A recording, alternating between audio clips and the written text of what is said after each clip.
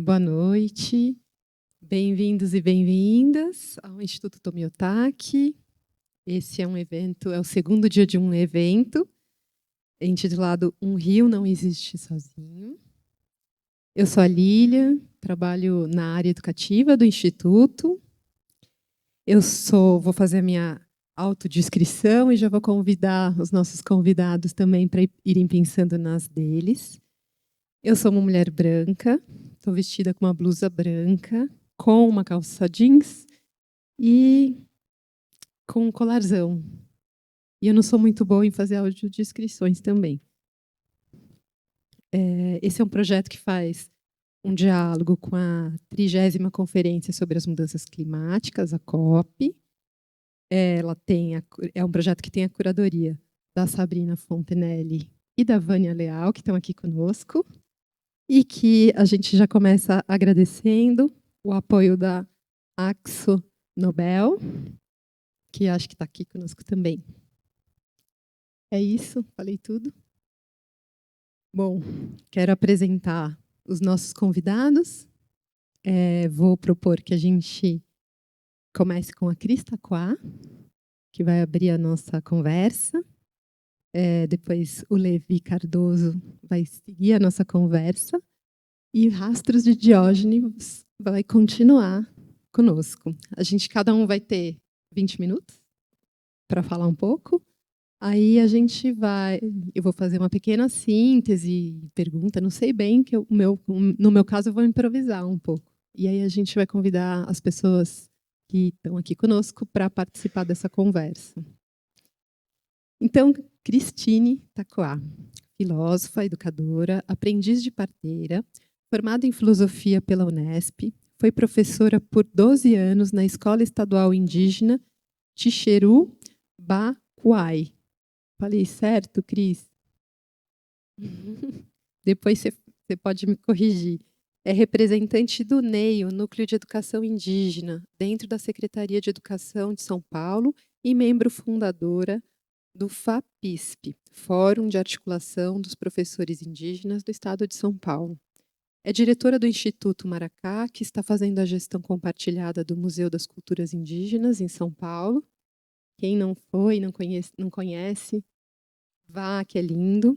Atualmente é coordenadora da ação colaborativa Escolas Vivas, em parceria com Selvagem, ciclo de estudos sobre a vida. Vive na terra indígena Rio Silveira, localizada na divisa dos municípios de Bertioga e São Sebastião. Bom, já a Cris vai falar um pouco dela e fazer a sua reflexão, mas eu também quero apresentar o Levi Cardoso, que nasceu no dia 17 de janeiro de 66, na cidade de Belém, com vivência profissional na 3ª geração em transmissão de conhecimento, desenvolvimento de processos experimentais e tecnológicos. Levi Cardoso, ceramista, recebeu influência na história de antigas civilizações que habitam a Amazônia, com base na cultura do barro, objeto da arqueologia e iconografia dos povos originários. Uma inquietação de tempo, espaço, movimento, saber fazer, sentir, descobrir e compreender o ser pelo caminho da plástica na atividade cerâmica. E agora eu vou apresentar Rastros de Diógenes. Artista visual, educadora ambiental e pesquisadora, é fundadora do Terreiro Afetivo, Laboratório de Artes e Ecologias Decoloniais. Apresentou seu trabalho em mostras, publicações e residências artísticas nacionais e internacionais. Vive em Niterói em conexão com outras paisagens do mundo. É isso. Estamos apresentados e apresentadas. Então eu vou passar para a Cris a palavra e vou pedir, Cris, para você se autodescrever. Boa noite a todos, a todas, a todes. Eu sou uma mulher indígena, estou com cabelos trançados, uso um brinco de penas e um colar feito com fibra de imbaúba e outro colar com sementes. E estou vestido de colorido, de roxo e branco e rosa. Não sou muito boa nisso, mas é mais ou menos assim que eu estou. E queria dar primeiramente boa noite mesmo e agradecer, né, o convite de estar aqui dialogando com vocês e trazer um pouco, né, dentro dessa confluência de saberes, nessa roda de conversa, essa possibilidade de pensar o rio, as águas e todos os saberes, né, em torno dessas possibilidades da gente parar para pensar um pouquinho para onde nós estamos indo e da onde nós viemos e o que a gente está fazendo aqui e agora. Eu sou educadora, né, como ela apresentou. Eu venho já há alguns anos refletindo sobre essas pegadas pesadas que nós humanos estamos dando na Terra e um sentido de uma preocupação, né, e reflexão que eu trago com as crianças, uma possibilidade através da arte da gente tentar caminhar um pouco mais devagar. Eu venho de um território de Mata Atlântica, mas que parte dele foi capturado, né, em nome desse processo colonial que transforma tudo em mercadoria, e a gente teve que aprender a se adaptar, a conviver num território modificado, né? Então, é muita resistência dos povos da Mata Atlântica que vem há muitos séculos buscando enxergar o rio, ouvir o rio, mas saber que às vezes ele está enterrado. Como muitos aqui em São Paulo, em Minas Gerais, no Rio de Janeiro se encontram hoje. Então, se reconectar, né, e parar para pensar aonde nós estamos agora, exige da gente uma concentração e se desfazer um pouco, né, de toda essa moldura que o sistema educacional acabou colocando dentro da gente. A maioria das pessoas crescem e vão para a escola. E o que será que as escolas estão ensinando para as pessoas? Será que as escolas estão ensinando que o rio é um espírito? Que as águas têm um guardião? Nós acreditamos que tudo que habita a terra tem um ser, um dono, guardião, que rege e protege todas as relações. A montanha, as pedras, os rios, a água, todos os seres vegetais, animais e minerais, eles possuem a mesma importância que nós, humanos. Só que a nossa humanidade tão arrogante acabou colocando a gente acima dos outros. Então, eu ouço hoje muitas pessoas que estão preocupadas no processo de negociação do clima para frear esse processo de desequilíbrio que se deu hoje por conta dessas pesadas pegadas. Eu ouço muita gente dizer: por que será que a gente não conseguiu cuidar da nossa floresta?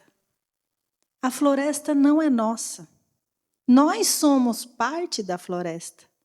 Um pequeno grãozinho dentro dessa grande teia de relações.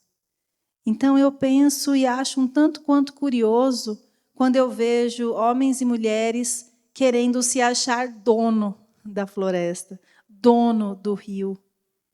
E viver num país como o nosso, né, onde o agro é pop, onde a mineração ostenta o amor de muitas pessoas que carregam ouro nos seus dedos para selar um amor eterno, sendo que esse ouro escorre dentro dos rios, matando crianças e assassinando líderes, rezadores e uma floresta inteira, como hoje vivem os Yanomami, os Munduruku, os Kayapó e tantos parentes que estão sofrendo com a mineração.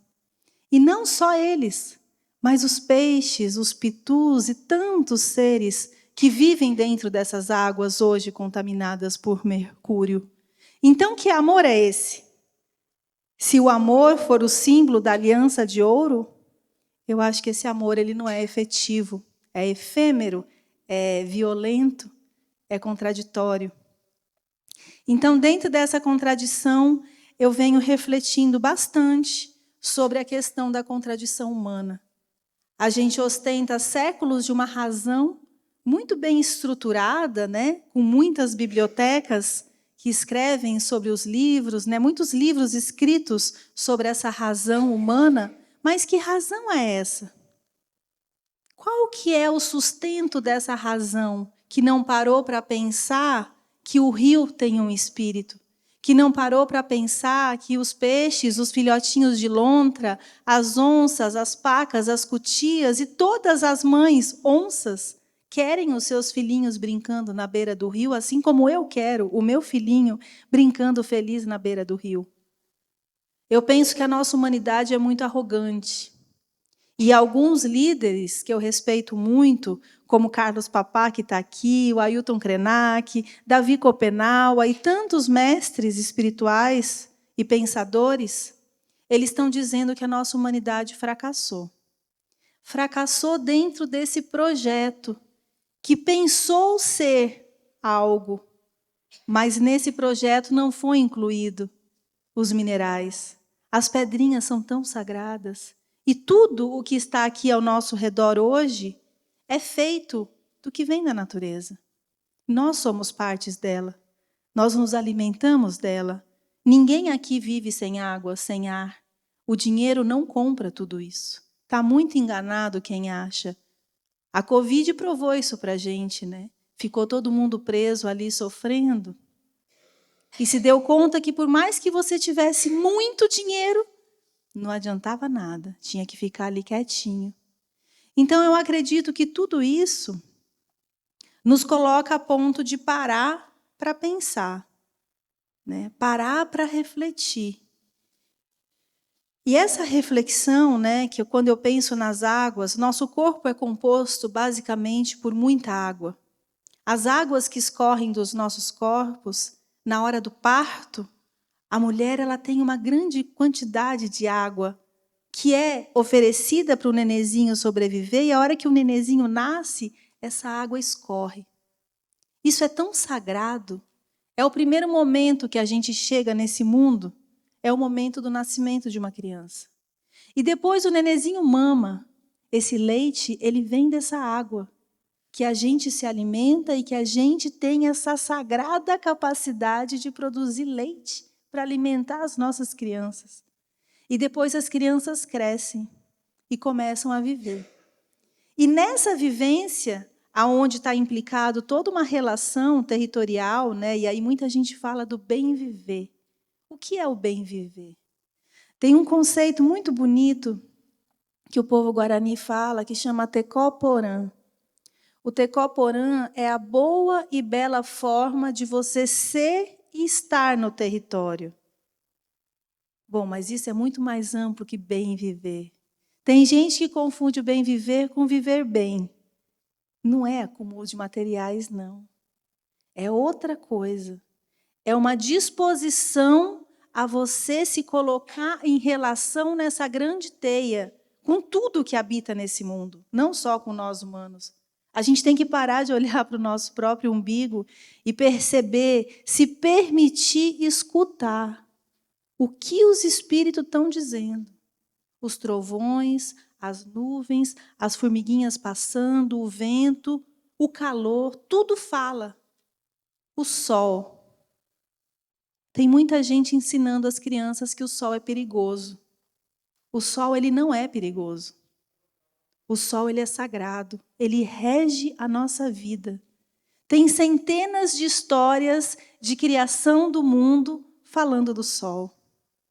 E hoje em dia eu vejo muita criança falando que tem medo do sol. Isso me preocupa um pouco, porque o sol ele é uma potência primeira da vida. Né? Sem ele não existiria nem comida para a gente comer. Então eu acredito que são muitos saberes que a gente precisa parar para pensar e refazer essa caminhada, principalmente quando a gente se coloca a ensinar as crianças, os nossos filhos, netinhos, e tudo com quem a gente se relaciona. Porque senão a gente vai insistir em perpetuar uma humanidade que está falhando. Será que é possível refazer? Não sei, eu não tenho resposta, mas eu tenho muitas perguntas. Né? Dentro desse processo todo, dessa confusão que criaram, eu fico só observando. E para finalizar, eu queria dizer que dessas muitas questões que permeiam o meu ser, eu venho conduzindo essa ação colaborativa chamada Escolas Vivas, que é um respiro para mim, um alívio da alma, de poder, através da arte, através do diálogo com as crianças e com os mais velhos, a gente criar um processo de acordar memórias. Porque não adianta a gente ficar só reclamando do que aconteceu. O processo histórico colonial foi violento? Foi, demasiadamente. Só que eu acredito numa força maior que nos coloca na coragem e disposição de nos animar a recriar novas formas possíveis de resistir. A arte é uma delas. O processo de transmissão de conhecimento, quando você se propõe a acordar, né? Eu tenho falado do acordamento das memórias, porque muitas das nossas memórias foram adormecidas. Elas não morreram, não. Elas estão ali quietinha, dormindo. O saber de você pegar um barro e transformar aquilo numa panela para você cozinhar. O saber de você plantar um algodão e transformar aquele algodão numa roupinha para aquecer o seu filhinho. São saberes ancestrais. O plantar e o colher, o tecer e o colorir a vida. Isso é conhecimento. Então, as escolas vivas vêm nessa possibilidade de tentar, dentro desse coletivo que eu venho dialogando, da gente buscar formas de nos animar de novo, através do afeto, da colaboração e da disposição de não focar só no problema, mas de tentar ver o mundo de uma outra forma, né? Então, é um pouco dessa mensagem que eu pensei em compartilhar com vocês. E eu trouxe um videozinho também, que é uma pequena mensagem de uma reflexão histórica. E eu senti de trazer para compartilhar com vocês, porque eu acredito que a sociedade brasileira precisa estudar mais história. Tem muita gente que acha que não teve guerra no Brasil. Tem muita gente que nem sabe o que foi a ditadura militar para os povos indígenas. Então, esse vídeo traz uma pequena narrativa para o acordamento das nossas consciências. Agudjeuet.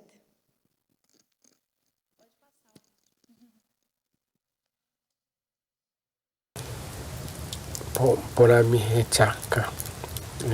Towe kunyango ite kwai. Towe awako ite kwai. Towe kringo ite kwai. Towe tujako ite kwai. Towe waimingo ite kwai. Ewe. Konya nimbo ware ba ya gwer pipu kwai iramo towe ite kwai. Era minha de kwai wala punya de wa te we jai cha nyande ne chai nanje kwapu. Nyande aewe ipona wa punya wa te kopona nja pitia wa punya wa. Havari. Gujewet.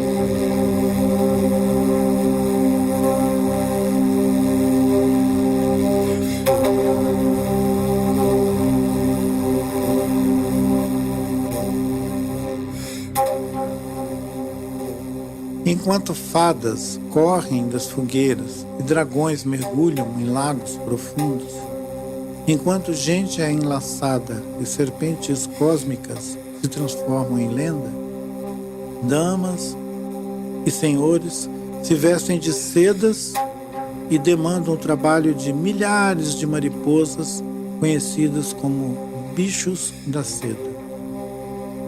Damas e senhores consomem chá, café, pão de açúcar, ouro, madeira, cacau, tabaco e diamante.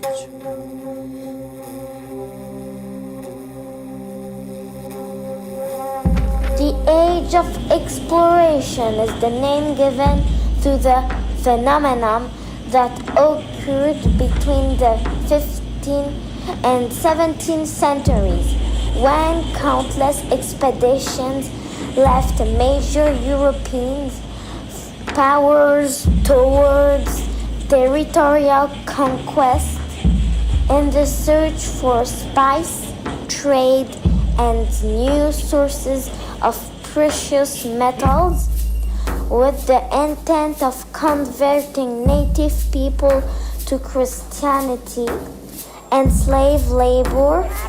The age of exploration is how they call a sort of tsunami caused by geopolitical faults and not by geological faults.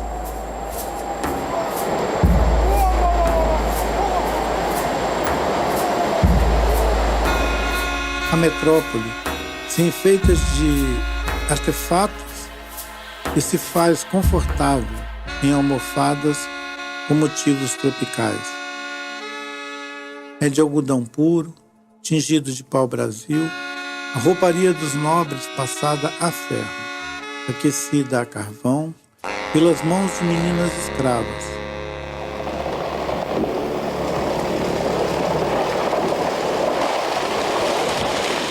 Caminhos passam a se chamar companhias e seguem na direção das Índias.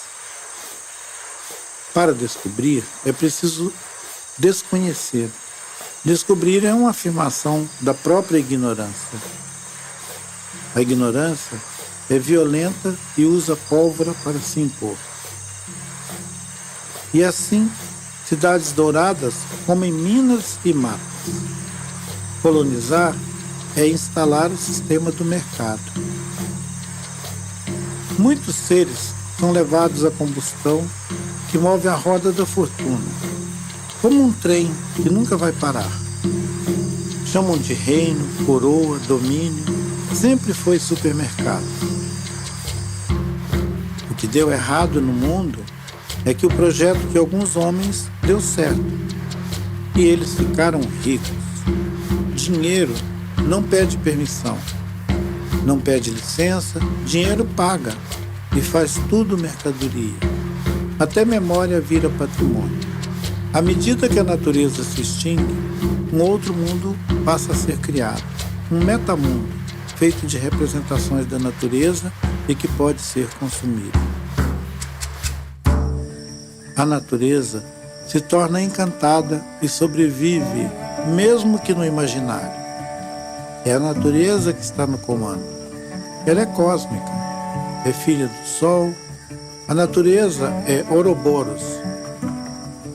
Para os valores do mundo capitalista, terra é propriedade, pedra é riqueza, água é recurso natural.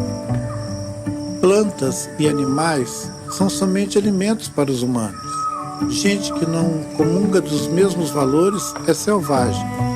Sim, somos todos selvagens. Ser selvagem é ser filho da selva. Selvagem é o DNA, o código que desenha e informa a vida, atravessando como uma canoa as existências atuais, futuras e ancestrais. Selvagem é o coração que bate, independente do comando da razão. Selvagem é a simbiose, a construção da vida em colaboração e sua metamorfose contínua, fazendo que a vida seja para sempre. São selvagens as plantas e as bactérias, criadoras da fórmula que transforma os raios do Sol na atmosfera possível desse planeta azul. Selvagem é o planeta azul, que se autorregula e orbita em sincronia com todo o cosmos. O cosmos, que também é selvagem.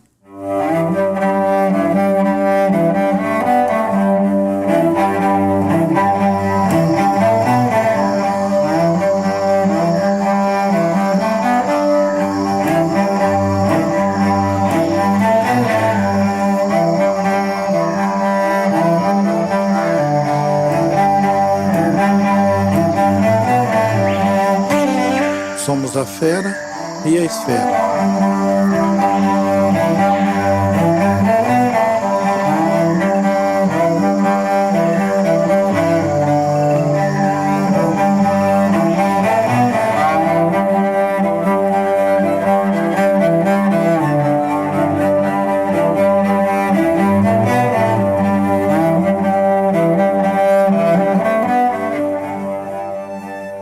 isso, gente. Tinha uma legenda, não sei por que não apareceu, mas quem tiver curiosidade e quiser assistir de novo, tá no YouTube. Essa é a 7ª Flecha, um videozinho de um trabalho que a gente faz junto com o Selvagem, ciclo de estudo sobre a vida. Tem vários outros. Quem tiver curiosidade de conhecer mais sobre as escolas vivas ou sobre o Selvagem, fica aí o convite também para conhecer o Museu das Culturas Indígenas. Obrigada.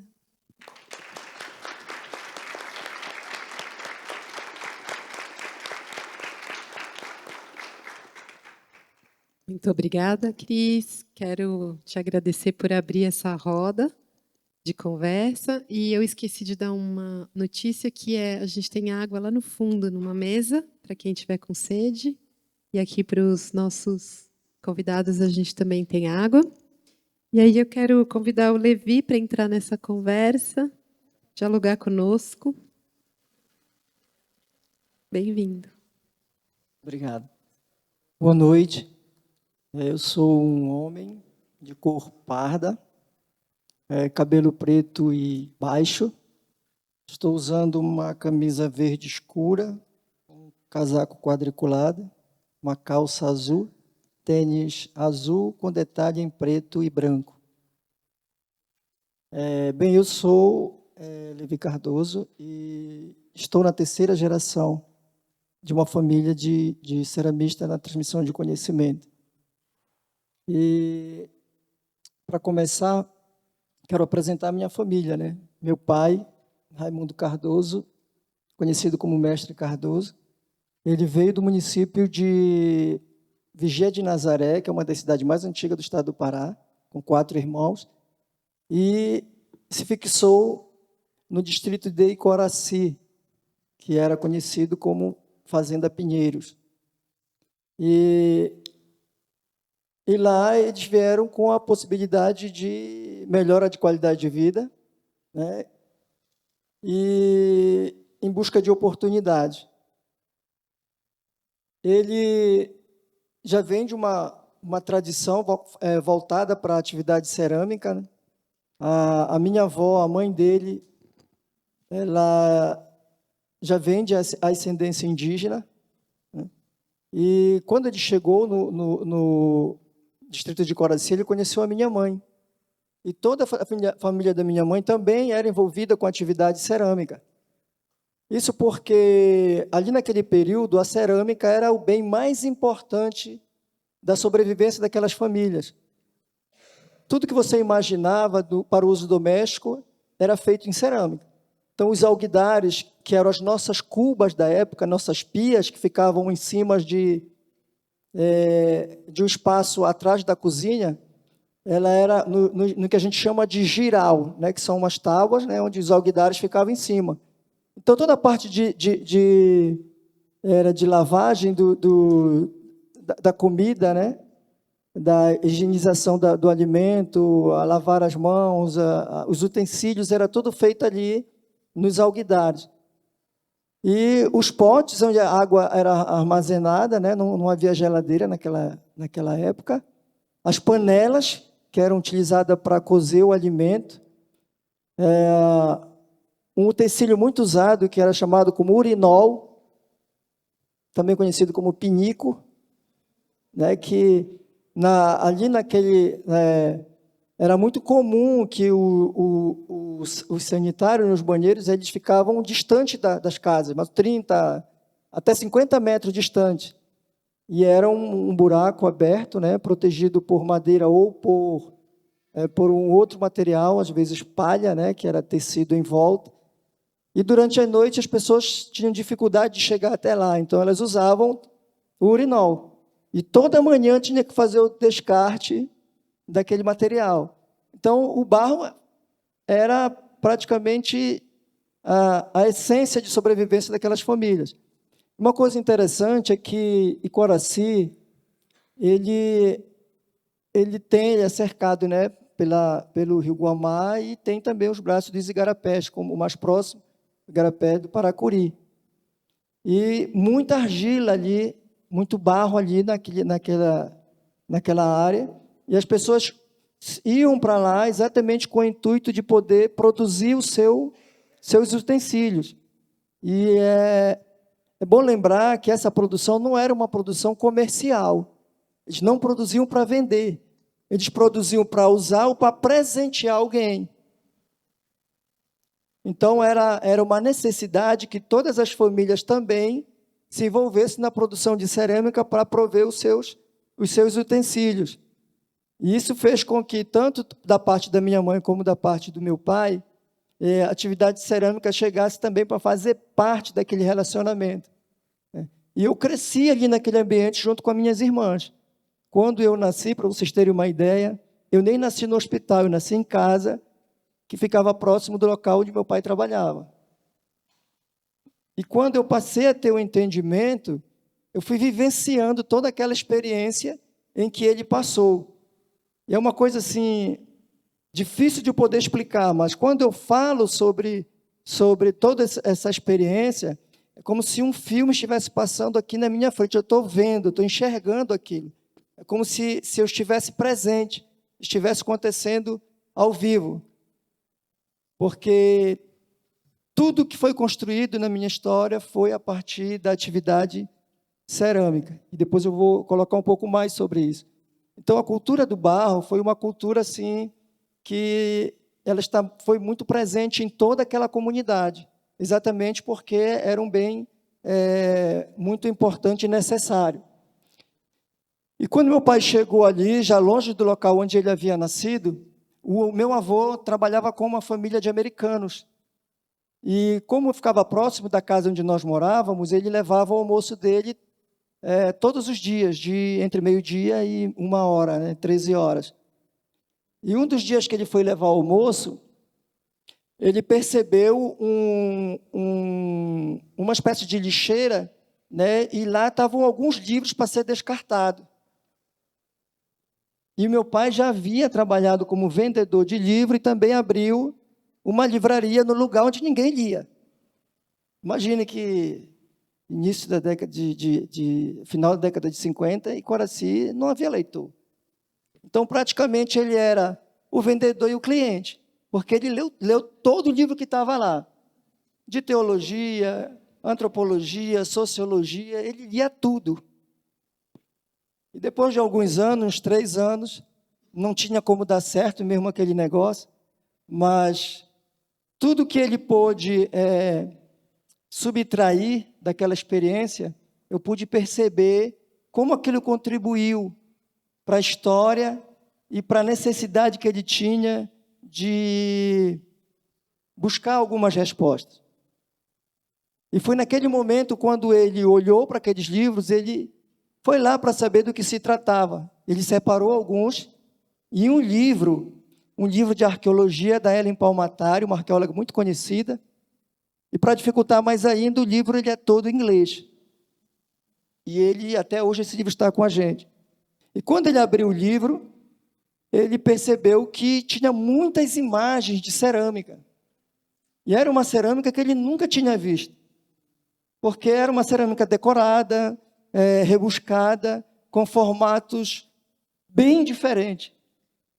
Mas ele percebeu que ele tinha 2 palavras que era fácil de entender. Uma era Amazônia e a outra Brasil. E ele começou a se perguntar, mas como?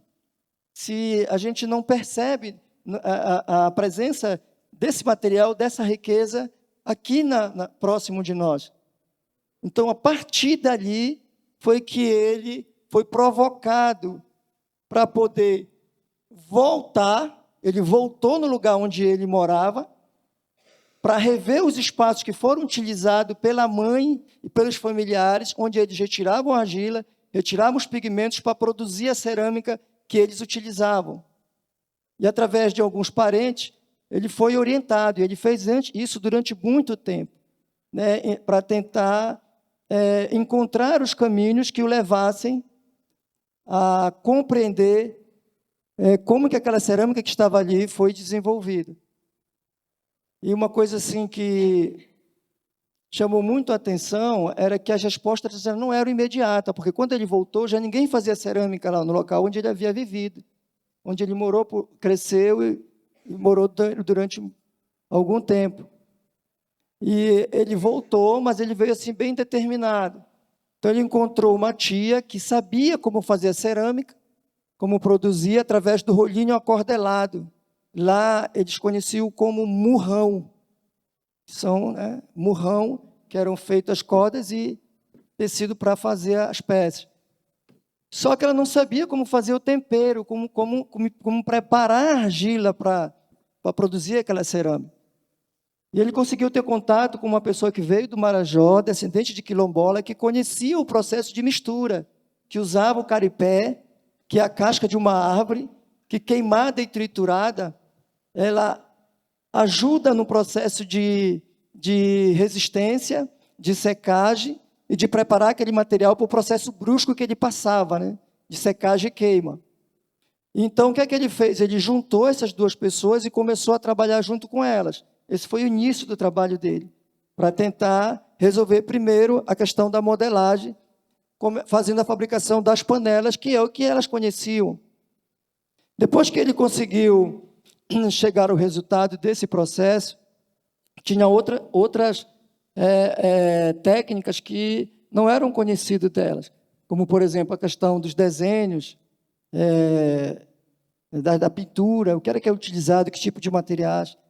E aí foi interessante porque nessa busca ele foi até a FUNAI, e a FUNAI, lá de Coraci, recebe sempre grupos indígenas que vão para fazer tratamento e ficam lá durante algum tempo. E naquela época eles só podiam sair nos finais de semana, né? Durante a semana eles ficavam lá. Mas eles iam sair para onde? Eles não conheciam ninguém, não tinham lugar nenhum para ir, então eles ficavam lá. E meu pai conheceu um líder indígena chamado Pai Grande e fez uma amizade com ele, que passou um bom tempo. E foi ele que começou a intermediar para que algumas daquelas respostas pudessem chegar até ele. Mas isso levou muitos anos. E eu lembro que o Pai Grande ele ia em casa com grupos pequenos de índio, eram 2, 3, 4, 5. Então eles iam geralmente ao final de semana. Então eles chegavam de manhã, a mamãe fazia o café, eles tomavam café, almoçavam, merendavam, jantavam e voltavam para a FUNAI. E isso foi crescendo, porque quando ele chegava, e os outros índios que estavam lá, ouviam falar que eles saíam, iam para um lugar onde eles passavam um dia, e eles ficavam lá com a gente e conversando, trocando experiência, e o Pai Grande ia fazendo a interpretação da fala, né? Isso foi levando assim muito tempo para que ele se familiarizasse, sentisse à vontade para poder conversar sobre aqueles temas que eram extremamente complicados. Por exemplo, a produção da cerâmica na cultura indígena é uma atividade especificamente das mulheres, até ali, né? E nem todas as pessoas da aldeia tinham acesso. E o que acontecia ali, só as pessoas que estavam envolvidas é que tinham o conhecimento de como fazer. Mas, como a Cristine colocou, existe uma relação muito forte entre essa coisa que a gente não enxerga, né, e aquilo que faz parte do cotidiano deles. Ou seja, esse misticismo ele está extremamente presente, principalmente na construção da cerâmica. Ou seja, toda a vida girava na crença de que os processos eles precisavam ser realizados seguindo aquele espaço.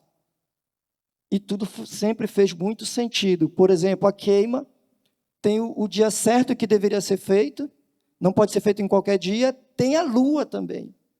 Porque a lua influencia o vento. E quanto mais vento, mais umidade e mais dificuldade. Tem o agradecimento, né? Antes de você tirar a argila, você tem uma cerimônia que é realizada, né? Nos quilombolas eu assisti que eles levam sempre uma peça que é fabricada especificamente para ser enterrada, né? Como uma forma de agradecer e também de entender que há necessidade que aquela matéria-prima continue lá para atender as gerações futuras que vão chegar para que possa haver a continuidade desse trabalho. Então, durante muito tempo ele foi feito, até que depois de algum tempo, muitos anos, Uma pessoa que fazia parte do grupo, conhecia o processo, ela foi passando as informações, ela viu o trabalho, ficou encantada, e aí foi passando algumas das informações. Então, ela fazia os pigmentos, feito do ginipapo, né, do fruto, às vezes misturado com carvão ou não, que também é usado na pintura corporal. E também do cumatê, que é um pigmento também vegetal, que quando utilizado, é utilizado nas cuias, né, de tacacá, que fica escuro, ele é vermelho, mas tem um processo, né? As pessoas pensam que coloca urina dentro da cuia para ficar preta. Não. Ela é passado com matê, a cuia é colocada num varal e a urina é jogada embaixo, né, para que a amônia que sobe, ela modifica a cor. É feito de um dia para o outro, né, jogado sempre no lugar onde há a terra. Então, ela foi ensinando, foi passando, ela trazia e ensinava. E, a partir daí, é que ele foi usando esses processos para poder chegar até o livro. Depois de muito tempo trabalhando, ele começou a fazer algumas reproduções do livro. Então, ele fazia as reproduções. E ele tinha uma coisa interessante, que ele entendia que a fidelidade do processo era fundamental para que ele pudesse chegar aos resultados. Então, ele foi extremamente fiel a isso. Então, ele fazia as peças e ele enterrava as peças próximo do giral, onde era jogado o café e outros materiais que iam para baixo e ajudavam no processo também de envelhecimento dessas peças. E depois de alguns anos, ele cavava, tirava as peças. Às vezes ele cavava, enterrava, esquecia, encontrava depois muito tempo, né? E nesses primeiros resultados, apareceu um primo da minha mãe, que trabalhava com o diretor de arqueologia do Museu Emílio Guild, Dr. Simões. E ele, quando viu, ele ficou assim, abismado, de ver, como você está fazendo isso? Isso aqui está lá no Museu Guild, faz parte do acervo. Existe um estudo de pesquisa só em cima desse trabalho. E aí foi que ele teve o conhecimento de que havia um museu, que havia um trabalho sendo feito com aquilo, e que uma boa parte daquelas peças que estavam no livro estava lá nesse acervo. E ele pediu, o primo da minha mãe pediu uma peça, levou para o Dr. Simões, ele ficou assim impressionado com o trabalho, convidou para que ele fosse lá, ele foi, ele conseguiu um espaço no museu, numa área do museu chamada Rocinha, embaixo, um porão, que era utilizado para oficina, né, restauro de peças. Ele disponibilizou um espaço para ele lá, e ele passou a reproduzir o acervo do museu nesse espaço. Eu era muito pequeno, devia ter uns 4 anos, e eu o acompanhava, né? Ele fazia o trabalho, tinha o parque, eu ia para o parque, e ele ficava produzindo ali. E foi através dessa relação com o Museu Emílio Guild, com os pesquisadores, que para eles foi assim, muito importante, porque até ali era algo totalmente desconhecido. Eles estudavam, mas nunca tinham visto nada de como fazer, como elaborar, e o mestre Cardoso passou a fazer isso. Ao mesmo tempo em que ele também ouvia os relatos dos pesquisadores da área de antropologia, sociologia, história, os arqueólogos, falando sobre a cerâmica. E não era apenas decoração, né? Que tinha, por trás de tudo aquilo, tinha muita informação. E ele passou a entender que a cerâmica ela era o objeto mais importante de estudo da arqueologia.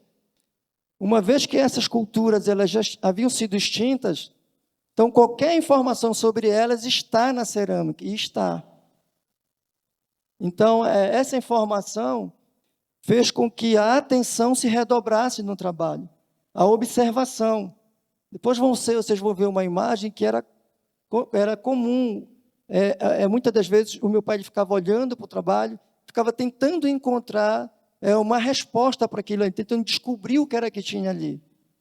Porque ela, na verdade, ela é como um livro, né, que traz todas as informações que ficaram esquecidas e que nos ajuda a compreender, talvez, um pouco de todos esses mistérios que cercam a produção da cerâmica e esses grupos, né, que se desenvolveram ali na Amazônia, do lado brasileiro. Então, essa experiência ela foi assim, fundamental e ela foi um marcador, né, nessa história de buscar para chegar a esses resultados.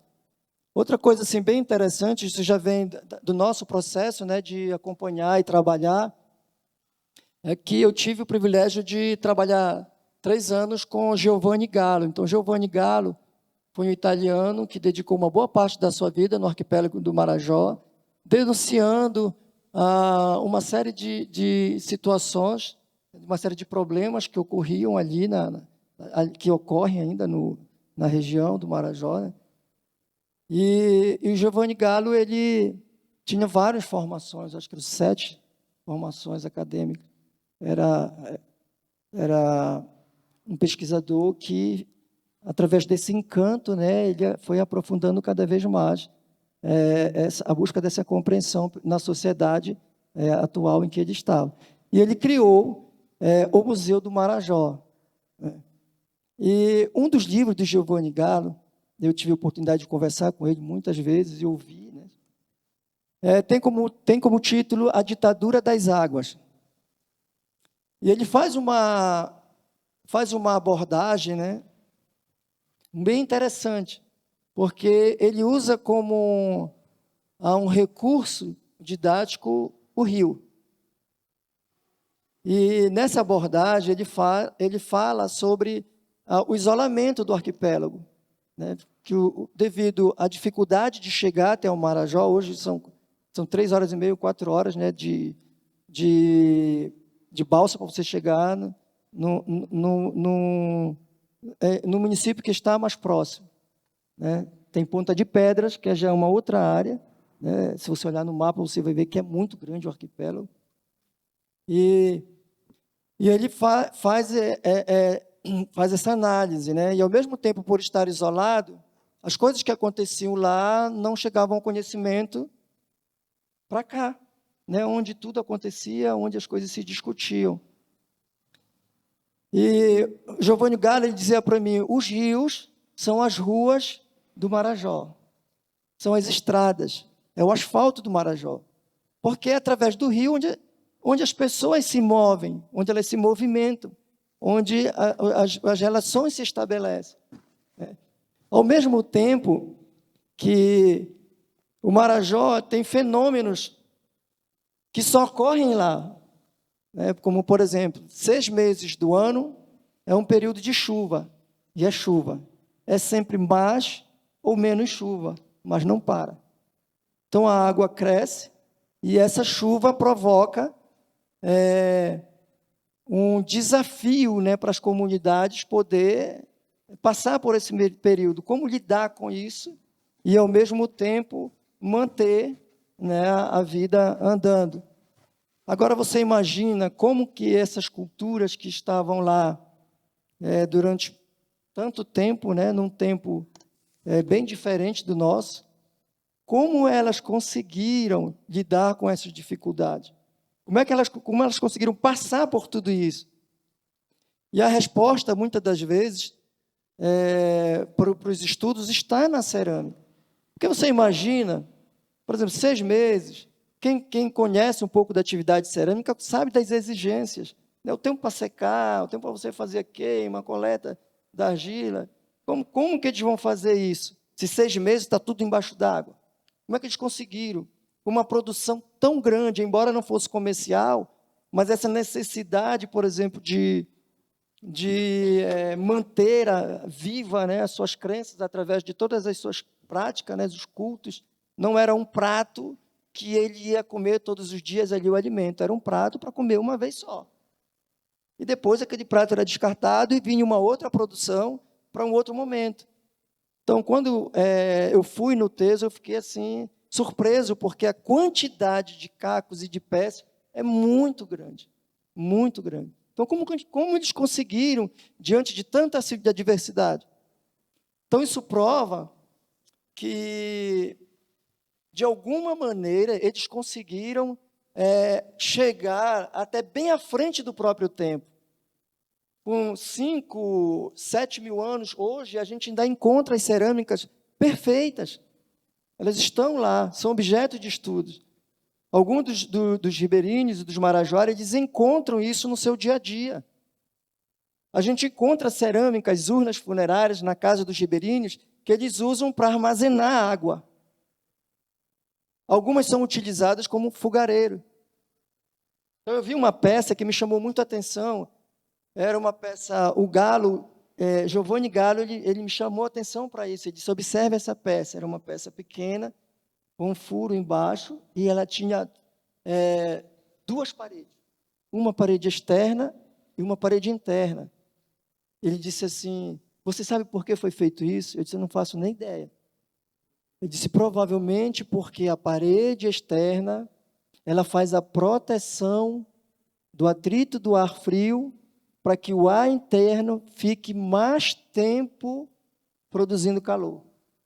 Então, quer dizer, como eles tinham esse conhecimento? Então, essas questões, elas são assim, extremamente intrigantes e provocativas. Então, quando a gente faz uma comparação do que eles passaram com o que a gente faz hoje, por exemplo, a comunidade de Coraci é uma comunidade, ela é muito grande. Para vocês terem uma ideia, são mais ou menos aproximadamente 350 núcleos de produção voltado para a cerâmica. Hoje, né, já muita gente já saiu. Então, são mais de 3.000 pessoas que se envolvem na produção cerâmica e vivem disso. Uma das críticas que o meu pai fazia é que, infelizmente, né, o estímulo a essa produção veio pela questão comercial. Então, foi o mercado que estimulou a expansão. E a gente acabou perdendo toda essa questão da história, né, de entender a questão do processo, de poder preservar tudo isso e fazer com que tudo isso pudesse também ser um objeto nosso de apresentar, de se apresentar como parte dessa história, como alguém que também tem um papel de dar prosseguimento a tudo isso. Então, ele sempre foi extremamente crítico em relação a isso.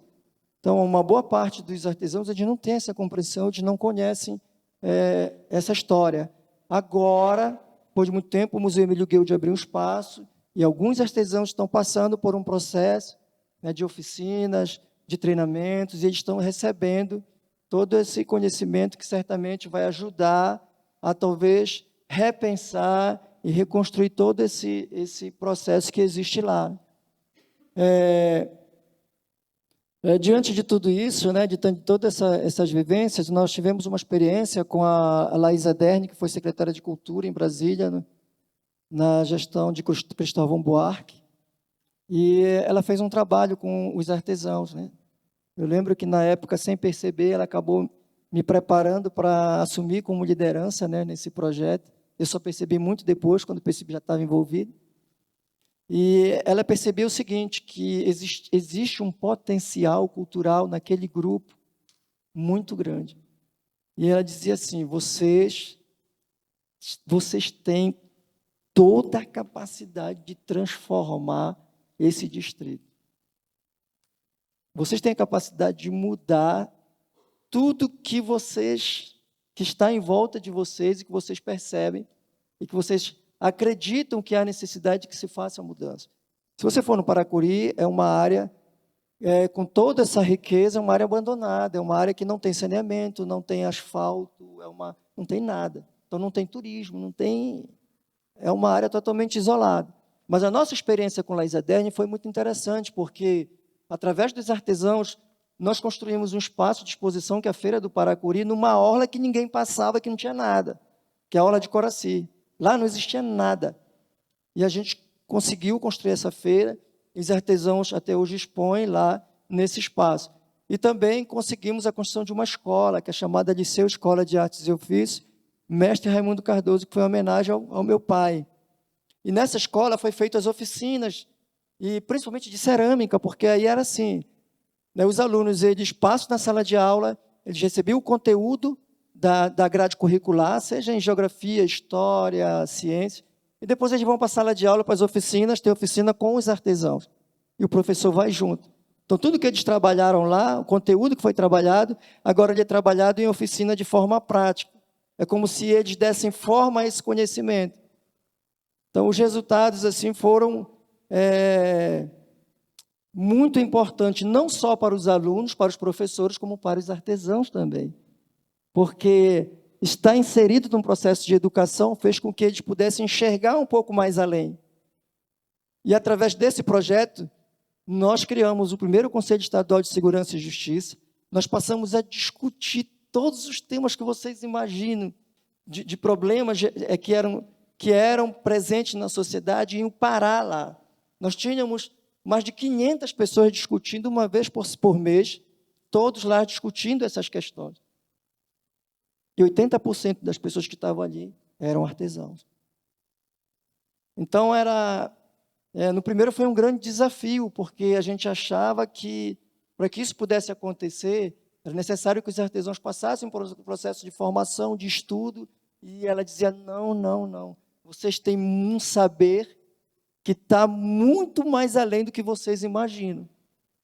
E quando as pessoas perceberem que vocês têm esse conhecimento, elas vão ser provocadas a unir com vocês, para buscar também o que é importante para elas, o que elas entendem que é necessário que se faça. Então, essa foi uma experiência que trouxe para a gente uma série de reflexão. Uma delas, por exemplo, é que toda a produção ela é uma produção que não houve assim, uma forma de repensar e de discutir.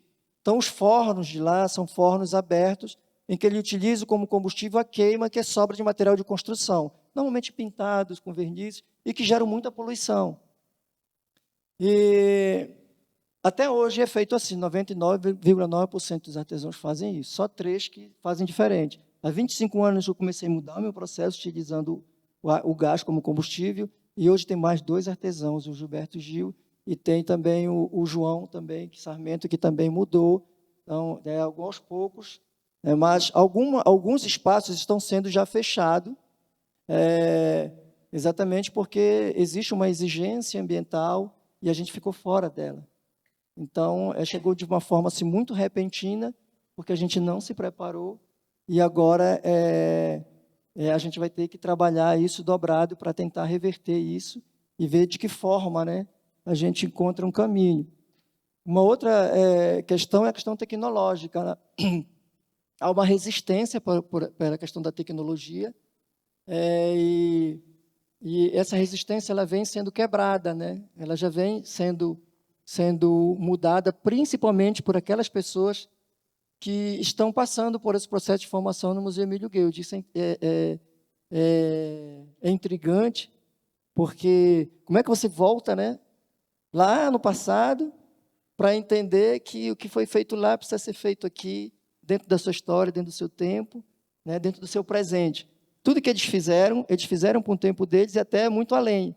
Tudo que nós estamos fazendo hoje, nós estamos no nosso tempo mais atrás do que eles fizeram.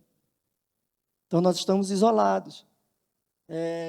Tudo que diz respeito ao processo, a gente tem que fazer de tudo. Então, por exemplo, a parte química, entender a composição mineralógica, todos os processos de queima. Então, eu faço a reforma dos meus fornos, eu construo, eu que faço a construção dos fornos, todos os experimentos, tudo. A gente não tem nenhum apoio de pesquisa, a gente não tem um apoio de absolutamente nada. Até os materiais, como, por exemplo, o caulim, que é um material extremamente importante para a atividade cerâmica, que é produzida no Pará, eu tenho que comprar em São Paulo, porque lá não tem disponibilidade para isso. Então, vocês verem que é uma realidade assim extremamente antagônica, né, para tudo que se construiu e da forma como a coisa caminha hoje. Então, diante disso, a gente hoje tem esses desafios, né, e a gente eu acredito particularmente, que rebuscar essa história, reviver esse passado, vai fazer com que a gente talvez perceba que o presente é uma responsabilidade nossa, né, e que a gente precisa assumir essa responsabilidade para poder reverter tudo o que tem acontecido. Eu gostaria só de fazer uma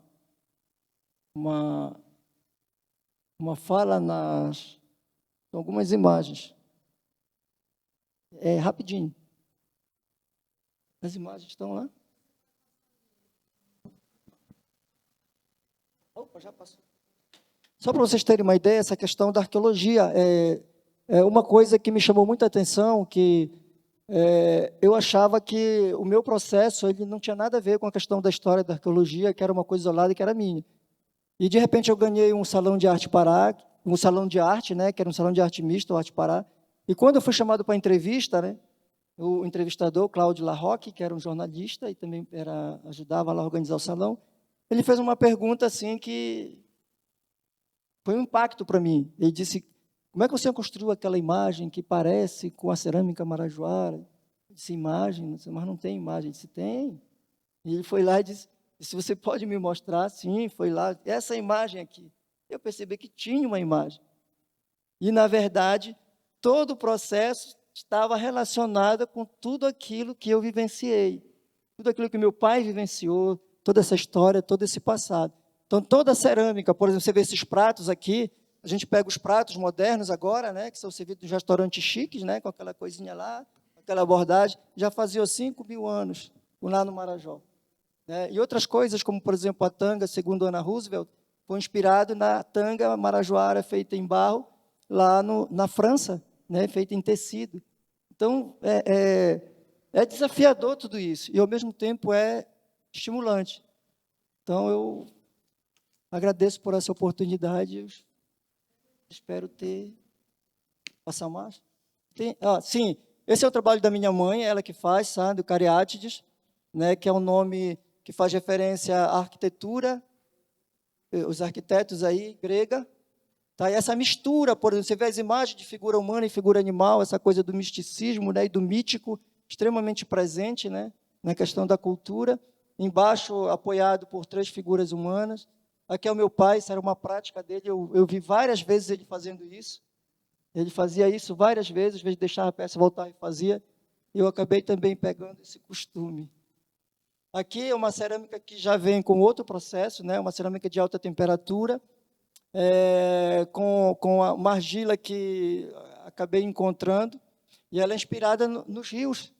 Né? Vocês já ouviram falar na questão dos rios, né? Rio Solimões, Rio Negro, e a gente foi buscar essa representação para cá. Então, quer dizer, na verdade, tudo que está ali à nossa volta está aqui dentro, né? E parece que não é a gente que tem o controle, parece que as coisas vão controlando. Eu via muito isso com o trabalho do meu pai. Esse daqui já é um experimento, né, de trabalhar a questão de frascos, por exemplo, para perfume, as nossas essências, né, indígenas, licores e outros produtos que são feitos na Amazônia. Então, isso daí a gente pensou em fazer isso. E observem todas as formas em cima da cerâmica marajoara. Tá? Essa daqui foi quando eu ganhei o Arte Pará. Lá está a surpresa que eu tive. Essa aqui é cuia que eu faço com 2 arquitetos. Né? A gente tinha um projeto com 2 arquitetos, reproduzindo a cuia em cerâmica com a mesma leveza, né? E aproximando o máximo. Também é um projeto assim, bem desafiador e interessante. E essa daí é a caneca, né? com a decoração de cerâmica marajoara, já é é utilitário, né? Você pode usar. Eu entendo, por exemplo, que tudo que foi feito lá atrás foi feito para o tempo deles, e agora a gente precisa também fazer o hoje para o nosso tempo, né? Que resista a todas as nossas necessidades. Então, a gente chegou a esse resultado aí. Esse daí é a argila, da forma como ela chega para mim. Tá? E essa argila, você pode passar mais um pouco? Ela é passada no liquidificador industrial, ela é peneirada, eu passo em 2 peneiras, depois ela passa por um processo de descanso, 3 dias, e o meu processo de modelagem é através dos moldes de gesso, porque nós estamos com deficiência de torneiros, não tem mais torneiros lá em Coraci, a maioria saiu, estão para fora do Brasil. Tem muita gente na França, tem gente em Portugal, tem gente aqui em São Paulo, tem no Rio de Janeiro, e não houve uma renovação. Então, há 15 anos atrás, eu percebi que isso ia acontecer e eu tive que buscar esse processo. Esse é o forno, eu já modifiquei de 3 vezes, ele era pequeno e foi crescendo, crescendo, crescendo, e chegou até aí, nesse tamanho aí. Acho que é isso. Obrigado.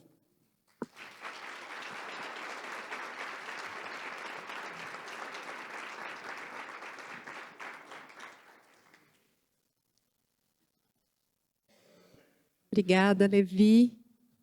E agora quero convidar Rastros de Diógenes para entrar nessa conversa. Bem-vindo. Olá, ok. Boa noite. Eu sou uma pessoa não binária, indígena, de pele preta. Estou usando um cabelo solto, com texturas lisas e onduladas. Uma blusa de frio, que é com listras brancas e azuis, e uma calça em tom cinza. É isso. Bom, eu preparei uma... Tem como voltar um pouquinho, por favor? É isso. Obrigado. Eu sou fundadora e articuladora do Terreiro Afetivo, né, que é uma proposta pedagógica experimental, itinerante e de longa duração, comprometida com a ideia de cura da Terra. E eu vou compartilhar com vocês um pouquinho, né, do que a gente propõe nesse sentido dentro do Terreiro Afetivo. É uma proposta interdisciplinar que cruza conhecimentos e saberes da Terra, dos vários chãos e das várias mãos que passam por essa proposta. Cronologicamente falando, né, o terreiro surge em 2015, na favela rural de Santa Isabel, região metropolitana do Rio. E, bom, de maneira espiralar, né, o terreiro está quase sempre recomeçando, dada a sua itinerância e o seu vínculo com as paisagens. Pode passar, por favor? Antes de tudo, gente, eu acho importante destacar que a palavra terreiro, nesse caso, é no sentido de quintal, né? No sentido de pensar a parte externa da casa. A parte externa da casa e espaços abertos em geral.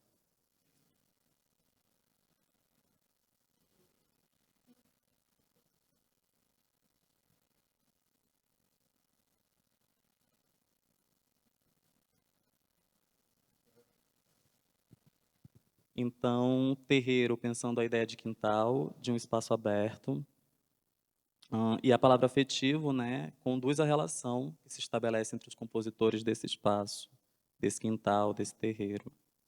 E, bom, apesar da itinerância, o terreiro afetivo tem um ponto fixo na cidade de São Gonçalo, também região metropolitana do Rio, desde 2020.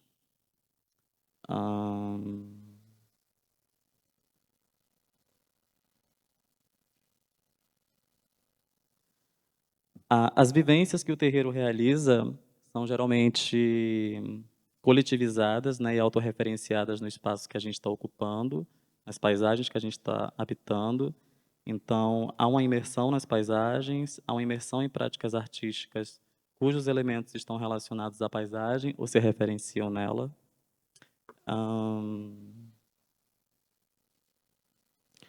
E isso acompanhando a ideia de pensar, né, a arte como um campo de estratégias imaginativas e radicais que estão em confluência com a vida e com o metabolismo da Terra. Então, propõe pensar experiências organizadas a partir de uma astronomia, de uma geografia, de uma história e até mesmo de uma ecologia de modo decolonial. A gente costuma debater muito a ideia do termo ecologia, inclusive, porque fazer esse exercício de não esquecer que quando esse termo ele é criado, lá nos idos de 1800, o regime colonial ainda está operando, né, com relação a corpos e comunidades vivas e paisagens, está sendo presente em muitos outros cantos, fora da bolha europeia. Então, a gente costuma pensar, né, que tipo de ecologia a gente está falando, comunicando, praticando. Aqui tem algumas imagens de encontros em lugares diferentes e com movimentos diferentes também. Aqui tem mais alguns.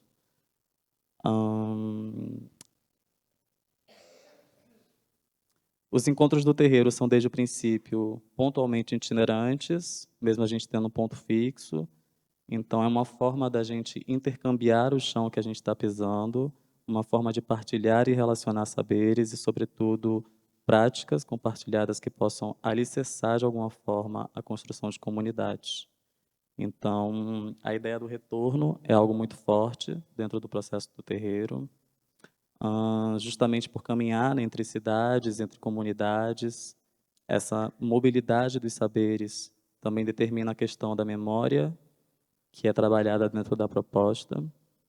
A gente pensa numa memória híbrida, né, como diria Cristine agora há pouco. A gente pensa numa memória humana, vegetal, mineral, climática, que é construída, né, por tudo que compõe uma paisagem. Então, a pedra que a gente vê no alto do morro conta uma história, o capim na valha que sucumbiu a áreas de vegetação nativa conta uma história. Cada casa da comunidade tem um canteiro, e em cada canteiro uma planta que conta uma história diferente. Isso sem a gente falar nos bichos, pessoas, que também estão compondo essa memória híbrida. Todos esses pontos, né, o retorno à memória, o metabolismo da terra, são considerados no terreiro afetivo. E justamente pensando nessas memórias, o terreiro institui alguns tentáculos, né, que são práticas que surgem ao longo desse percurso. Entre elas existe o herbário anti-contracolonial, que é uma busca por resgatar as denominações originárias das espécies botânicas nativas, as pedagogias de canteiro, que investigam as memórias e saberes contidos nos canteiros de plantação das comunidades em que o terreiro passa, e um outro tentáculo são as sementeiras radicais. As sementeiras radicais são um modo de intervenção urbana, efêmera no sentido da forma e transmutável no sentido do que fica, do que permanece. E como a gente está falando de confluência de saberes, eu resolvi comentar um pouco, né, das sementeiras, que é o tentáculo do terreiro com maior possibilidade de partilha nesse momento, e também compila uma série de conceitos e técnicas que a gente vem relacionando dentro da proposta.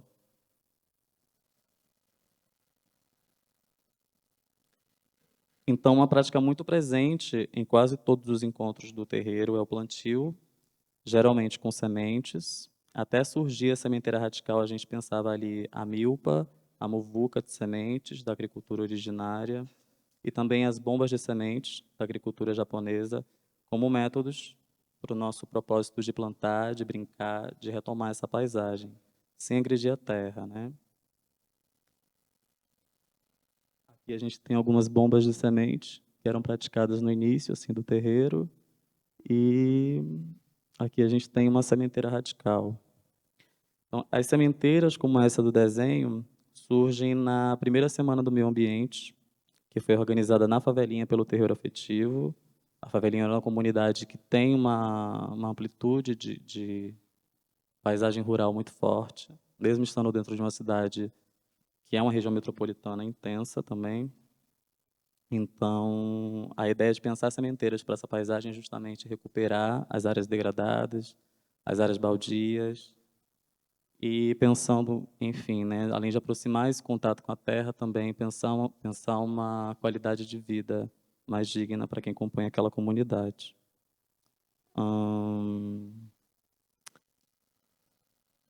Bom, e aí a sementeira ela compila as técnicas de muvuca de semente, de bomba de semente e de milpa, né? Aqui.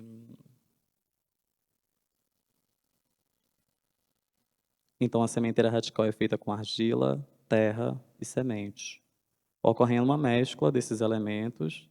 A ideia é que, depois de pronta, a gente deixe secar pelo menos um dia, para no dia seguinte depositar na terra como uma oferenda mesmo. E a ideia também é deixar que o clima do lugar, da paisagem que ela foi depositada, acorde essas sementes, né? Que a chuva e os ventos do clima do lugar espalhem a argila, a terra, as sementes, que façam germinar no tempo delas. Então, a importância dessa proposta é a possibilidade, né, de lembrar o poder de cada semente, de lembrar da memória, né, que conduziu essa semente até a gente, e da memória que a gente quer repetir, refazer no espaço com elas. A maioria das sementes que entram na sementeira são alimentícias e outras são árvores nativas do bioma em que o terreiro está trabalhando, geralmente atlântico.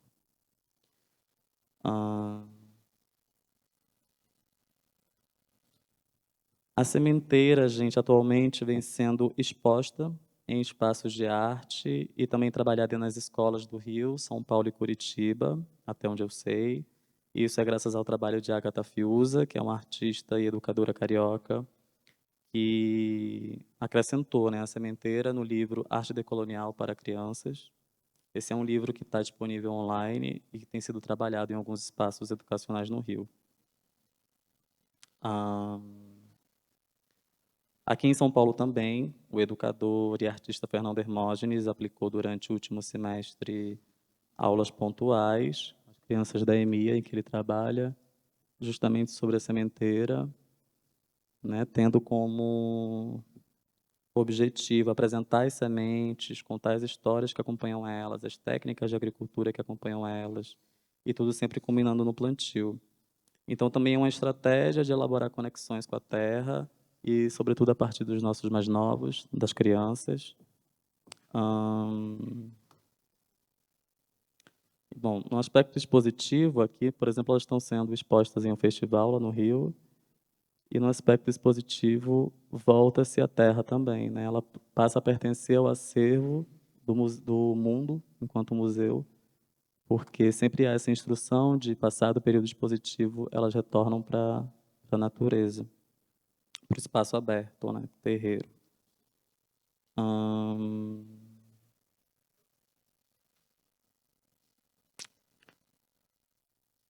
Aqui a gente tem mais algumas imagens.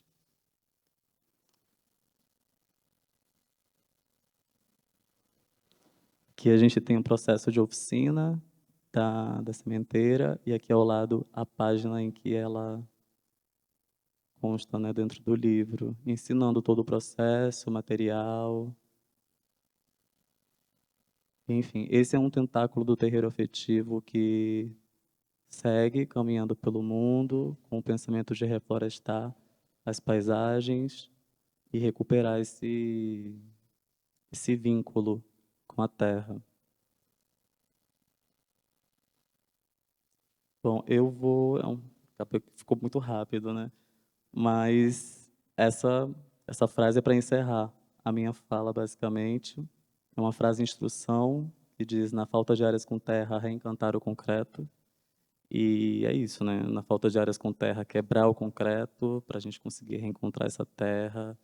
E, enfim, estou muito feliz de estar aqui, muito honrada de poder ouvir de perto Cristine, Levi, e, bom, muito grata às curadoras também, todo mundo envolvido nesse projeto. E é isso, muito obrigado.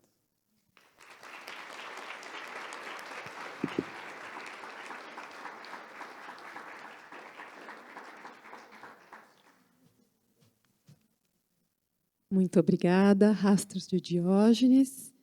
E agora é o momento que eu convido todo mundo para entrar na conversa.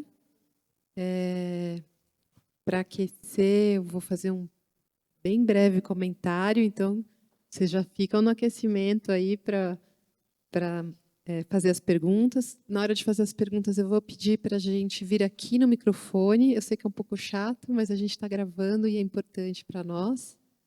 O Vitor está com o microfone ali, quem quiser pode se inscrever com ele. Eu esqueci, quando eu comecei a nossa conversa, de falar do nome dessa mesa, né, que é Confluência de Saberes. E ouvindo vocês três, eu fiquei muito pensando como esse exercício que a gente fez aqui, de confluência, de convergência dos saberes, organiza para mim, eu sou educadora, então organiza para mim a possibilidade de pensar uma educação decolonial, contracolonial, por inverter a lógica de alguma coisa que já também foi muito cara para mim, que é a essência aí da educação republicana, que é essa ideia de distribuir conhecimento, né? Mas que, no fundo, é um conhecimento que vem de um lugar. Ele se apresenta como universal, como essencial para todo mundo, mas, no final, ele cria relações de hierarquia com os conhecimentos das comunidades tradicionais, com os conhecimentos dos terreiros, de todos os grupos, né, que não estão nessa suposta elite. Então, é muito gostoso estar numa conversa sobre uma educação que é um espaço de convergência, que acontece na presença, que acontece devagar, como a Cris trouxe, para que a gente possa refletir sobre essa presença e sobre os impactos dessa presença para os outros. Que está na chave do cuidado e não do domínio do outro, né? Que até dissolve um pouco essa noção do eu e do outro. Onde não é possível também, como o Levi contava, separar o processo do produto, né? E que reencontra e refaz histórias perdidas ou silenciadas.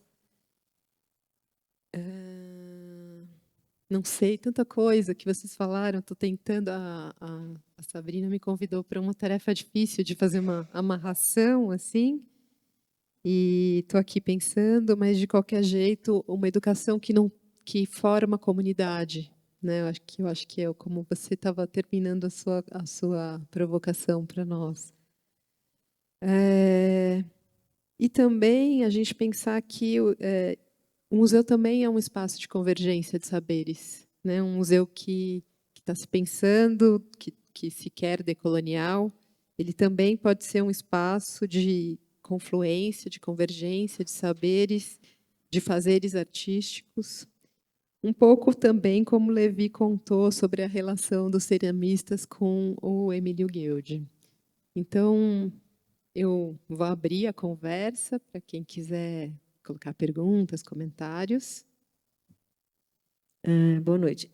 Eu achei interessante, né, essa confluência. Acho que desde ontem a gente está vivendo confluências, não é verdade, né? É muito bonito isso, como a gente está se aliando, se percebendo, se juntando e percebendo as importâncias, né, do que está sendo dito, né? Então, a Cristine, o Levi e Rastros de Diógenes, né, trouxeram a terra, né, o cuidado, como a Cristine falou, desse entorno que a gente tem que ter, ficar atenta a esse cuidado dos seres, né, humanos, não humanos, dos seres que nos rodeiam.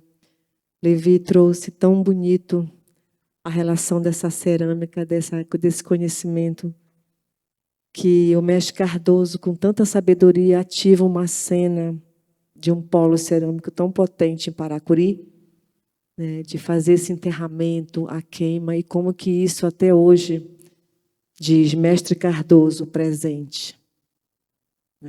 Forte isso. Diógenes, estou muito feliz assim, de ver esse coletivo que tu juntas, que tu trazes, né? E como resulta, né, também em tudo que a Cristine nos chamou a atenção, sabe? Essa confluência é muito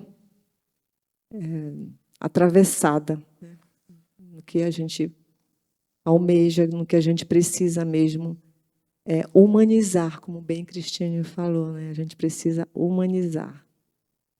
Então é isso. Diante de tudo, eu queria só que tu falasses um pouquinho, Rastros de Diógenes, que o Emanuel ficou curioso, assim, essas formas que surgem.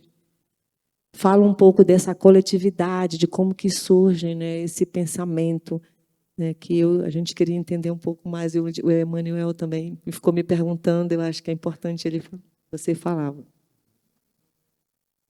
Tudo bem. É que me deixou curioso o seguinte, depois que você mostrou as imagens da produção, né, do conjunto, me deixou curioso o seguinte, da dimensão das peças. Porque alguma imagem assim me mostrou alguma coisa diminuta, de uma produção menor, né, e a outra, para mim, umas imagens maiores, assim. Então, me deixou curioso isso, e ela resultante, né, talvez, daquele coletivo, não é isso? Você pode falar?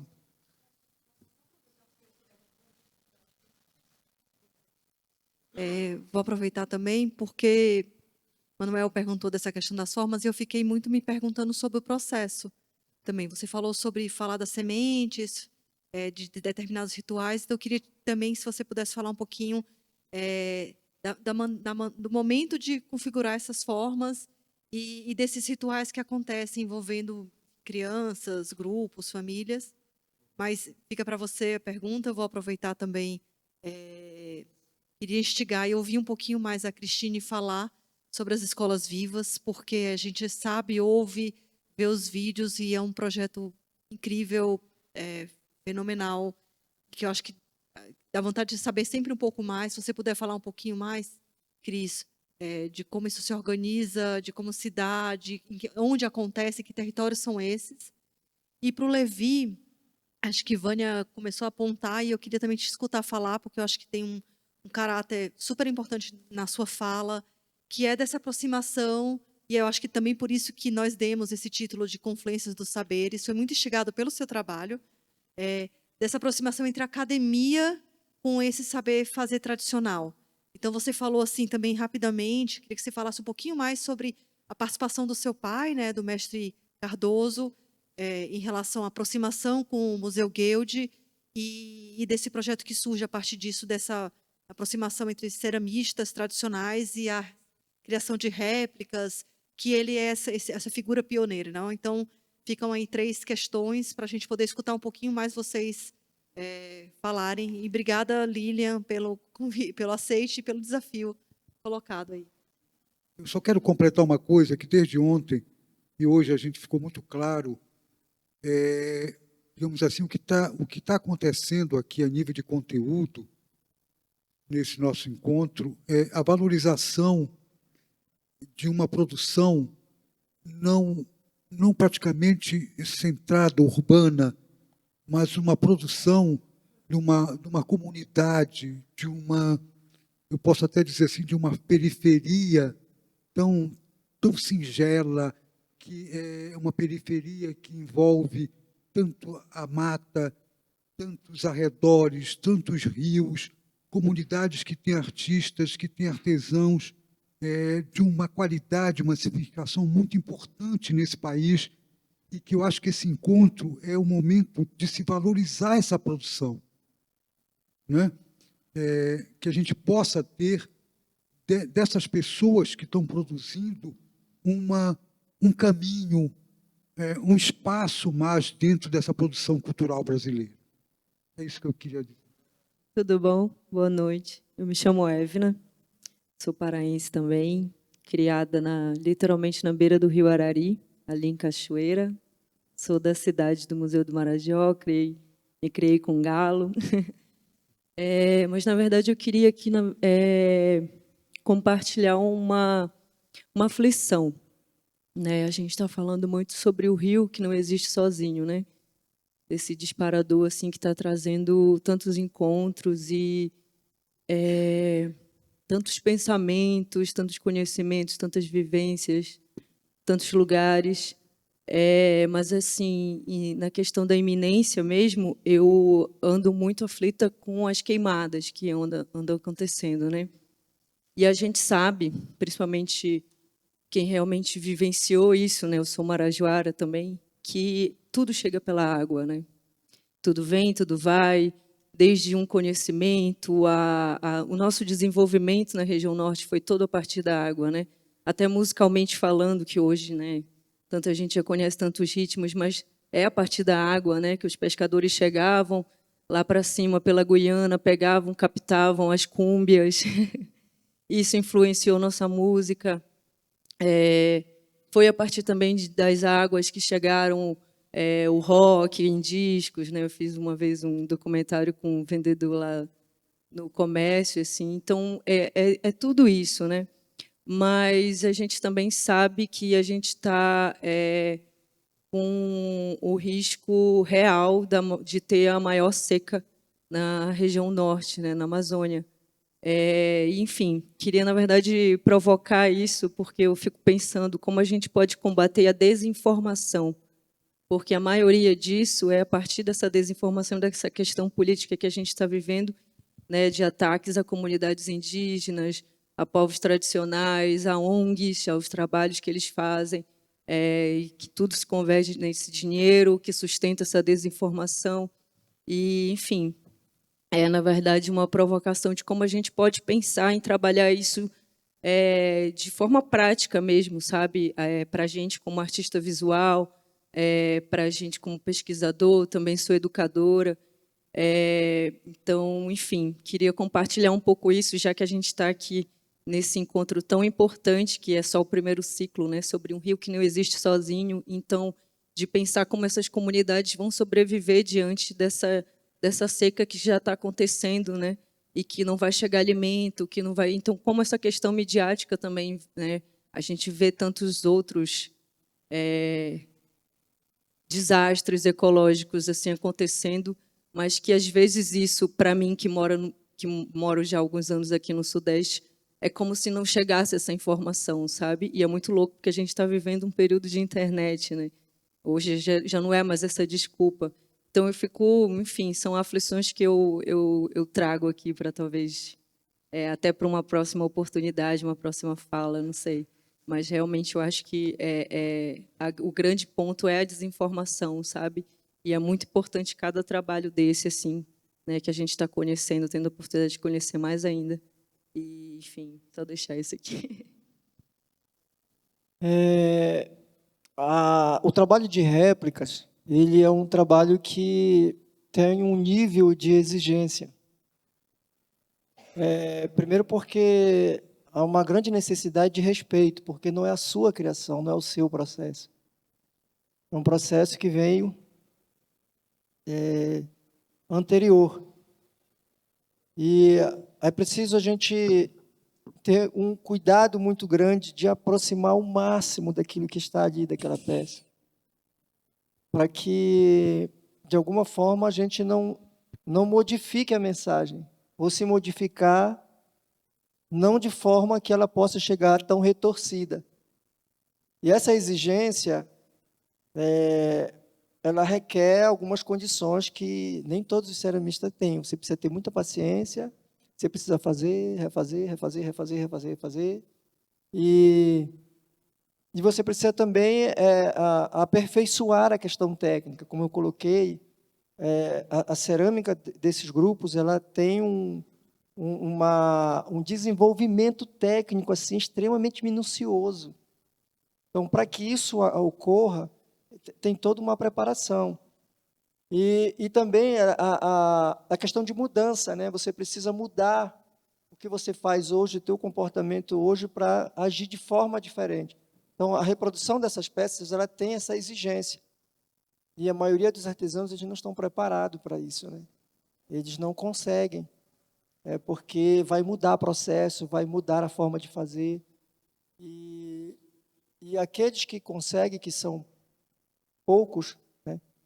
Eles hoje já passam a influenciar os demais, exatamente porque a presença dessa iconografia no trabalho faz com que ele tenha um diferencial. E essa diferenciação faz com que ele seja mais percebido, seja mais procurado, ocupe mais espaço. Então, isso tem sido assim, muito positivo, porque a gente acredita que outros ceramistas também vão passar a ser tocados, né, para viver essa experiência e talvez descobrir a própria história através da atividade cerâmica. Muito bom. Obrigada, Levi. Você assume rastros de Diógenes. Bom, comentando um pouquinho, né, sobre o processo das sementeiras, geralmente a gente costuma se reunir na comunidade da Favelinha, lá em Tribobó, toda lua minguante, para fazer justamente uma caminhada que eu chamo de caminhada afetiva. E essa caminhada afetiva ela tem o objetivo de coletar, fazer coleta, mas também anotações, ver o que está nascendo, ver o que está morrendo. Então, a partir disso, a gente começa a pensar as estruturas que vão receber sementes, né, com argila e terra. Mas tem esse processo de reunir essas sementes. Quando a gente tem um número bom de sementes, todo mundo se reúne para pensar uma muvuca. A muvuca de sementes, ela é uma técnica ancestral e que, obviamente, pode ser feita sozinha, mas quanto mais gente, melhor. Quanto mais semente, melhor. Então, a ideia da muvuca é justamente essa, é que cada pessoa que vai participar traga um pouquinho do que coletou nesses encontros na sua casa, enfim, é muito aberto. E dentro dessa partilha, a gente comenta, né, de onde vem essa semente, para que ela serve, se é que ela serve, geralmente sim, ela tem uma função dentro do processo.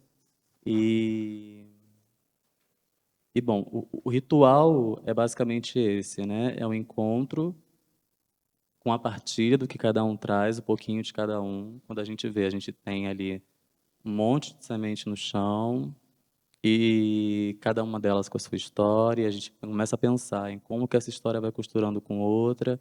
E aí a gente retoma a milpa, que também é uma forma de plantio, baseada sobretudo em milho, feijão e abóbora, que são, né, culturas essenciais para a alimentação, sei, Latinoamérica como um todo e mundial, né? E então os rituais de processo da sementeira radical, eles acontecem sempre em torno dessas técnicas que são originárias e por assim serem também coletivizadas, né? As sementeiras, elas não têm uma proporção grande, uma escala grande, elas são todas pequenas, algumas cabem na mão assim. E o máximo, acho que de altura que já aconteceu foi de uma chegar desse tamanho, mas justamente pensando essa estruturação, né? A gente quer ver ela enquanto uma escultura que depois vai se desfazer com o tempo. Então, o ideal também é não pensar grandes escalas, justamente porque tem um tempo ali para desfazer tudo e fazer com que tudo recomece o ciclo. Acho que é isso. Cris, você quer contar mais das escolas vivas? Eu sei que está todo mundo já meio cansado, né? Mas eu vou falar um pouquinho, breve.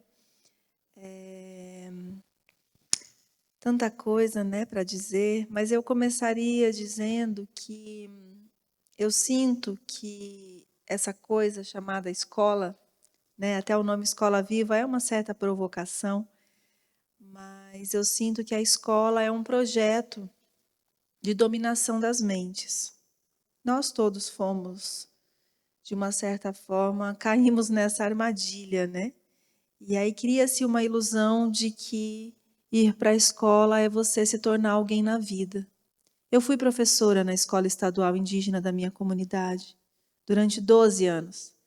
E nesse tempo eu fui percebendo que a grade curricular imposta pelo Estado, quadrada, limitada e triste, não contemplava a dimensão dos saberes e fazeres que muitos e muitos tempos atrás, né, os mais velhos vêm transmitindo, falando, não é escrevendo. O excesso de letras e números está deixando as pessoas doentes. Davi Copenaua fala, por que as pessoas têm que anotar tudo? Será que não dá para treinar a escuta e o armazenamento da memória? É profundo isso. As pessoas perderam a capacidade de escutar, sentir e guardar, e memorizar, e depois falar da sua forma, não da forma do outro. Eu fui para a universidade e lá eu ficava incomodada porque diziam que eu sempre tinha que falar citando alguém. Segundo, eu fui estudar filosofia ainda. Nossa, foi difícil. Eu tinha a ilusão de que eu ia falar dos filósofos Guarani, Machacali, Krenak, mas não. Era todo mundo europeu. E aí eu entrei nessa crise, mas eu não vou entrar nessa história que é longa. Eu vou voltar para dizer que, com toda essa história do quadrado, da grade curricular, eu resolvi fugir da escola e entrei num processo difícil de reflexão, e aí surge essa possibilidade de criar um processo de colaboração que é, de verdade, uma rede de afetos e animação que o Selvagem Ciclo de Estudos proporcionou, em diálogo, né, com a Ailton, a Ana Dantes, me provocaram a pensar uma forma de pensar a escola de uma outra forma. Então, no início, a gente pensou Maloca do Saber, a gente pensou vários nomes. E aí a gente caiu nas escolas vivas como uma possibilidade de provocar esse próprio nome escola, né? E hoje eu coordeno uma teia de 5 territórios educativos, né? 3 deles estão na Amazônia, né? Um no Alto Rio Negro, na aldeia Coração da Floresta, do povo Runicuim, no Acre. A outra é do povo Baniwa, no Alto Rio Negro. E um centro de medicina Tucano, Tuiuca e Dessana, que fica em Manaus, que é também uma experiência muito interessante sobre a saúde, o corpo e as práticas, né, de conhecimento. E 2 escolas vivas na Mata Atlântica, uma Guarani, no meu território, e outra Machacali, em Minas Gerais. Então, nessa guiança de diálogo, né, entre 5 territórios, a gente vem buscando, a partir das realidades próprias de cada um desses territórios, que são muito diferentes um do outro, né, a gente vem buscando encorajar, né, e, ao mesmo tempo, buscar apoios. Né, o Selvagem, ele capta recursos através de todas as atividades, né, esse vídeo que foi feito, que é um vídeo flecha, tem outras flechas, mensagens, todo o material educativo produzido pelo Selvagem é distribuído gratuitamente, mas a gente sempre pede para quem quiser colaborar com as doações para as escolas vivas, no sentido de que a gente, todo mês, manda um recurso para cada escola viva, para justamente apoiar os mestres, os sabedores, encorajá-los a seguir, porque, para ser sincero com vocês, muitos mestres, sabedores estão cansados, porque muita gente hoje vive na base de ter que lutar pela própria resistência do existir, retomadas, situações, como foi dito aqui, do rio que seca e não tem mais peixe, a chuva que não chega no norte de Minas, então as roças não crescem. São infinitas situações hoje que você garantir um recurso para apoiar uma oficina, para animar uma comunidade a buscar formas, né, de se fortalecer, é um também dos objetivos das escolas vivas, mas, para além do apoio em si, eu acredito que a grande missão das escolas vivas é esse apoio afetivo da troca, né, de experiências entre cada uma dessas escolas vivas, onde a gente vem buscando fugir, vamos dizer assim, das letras e dos números, mas buscar quais os saberes. O que é a escola tradicional da nossa essência? Saber nascer, saber morrer.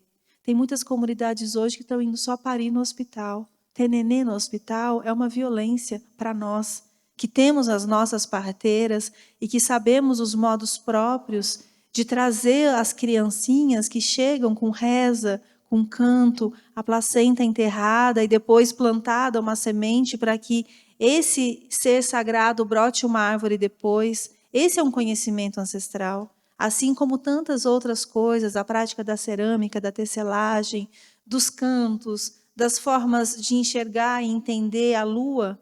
E uma coisa que é muito fundamental, que é saber ler os códigos. Porque os nossos anciãos não deixaram livros, bibliotecas escritas, mas eles deixaram os cantos. Eles deixaram o ensinamento de saber entender os códigos da floresta. Aqui na cidade, se eu vou atravessar a rua, eu tenho que olhar se está amarelo, vermelho. Se eu não entender aquelas bolinhas, eu posso ser atropelado. A mesma coisa na floresta. Se você não entender os códigos que estão passando, as nuvens, a direção do vento, um carreirão de formiga que está passando, que já está te avisando que vai vir chuva forte, tudo são sinais, esses são códigos. Que hoje em dia muitas pessoas desaprenderam a ler, porque é o excesso da letra e do número. Então, as escolas vivas priorizam esses outros códigos, que também são linguagens essenciais para a gente acessar o bem viver. Então, eu diria que, resumidamente, porque senão eu vou ficar longas horas aqui falando, que eu me animo, mas, basicamente, as escolas vivas é uma resistência, de verdade, no sentido da gente não deixar de acreditar que é possível acordar as memórias e é possível a gente buscar trazer uma escola feliz para as nossas crianças, não ficarem somente iludidos em ser alguém na vida, sendo doutores, tendo títulos, como se isso fosse a única forma de acessar conhecimento. É isso.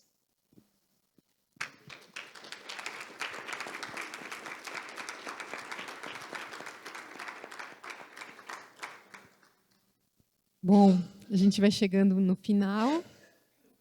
Quero agradecer a todo mundo, mas eu só não queria deixar a sua questão no ar sobre e não que eu tenha um lugar assim de muito especialista para falar, mas eu fiquei lembrando da nossa, sei lá, eu tenho 48 anos, então a internet para mim, quando ela surgiu, virou uma possibilidade para todo mundo, virou uma possibilidade de uma comunidade, virou, né, um sonho de uma comunidade interplanetária. A gente ficou muito animado com isso, mas para a gente pensar um pouco sobre uma mutação que aconteceu nessa tecnologia, né, nas tecnologias. Depois veio o smartphone, que nos persegue, nos vigia, vai a todos os lugares, que captura a nossa atenção.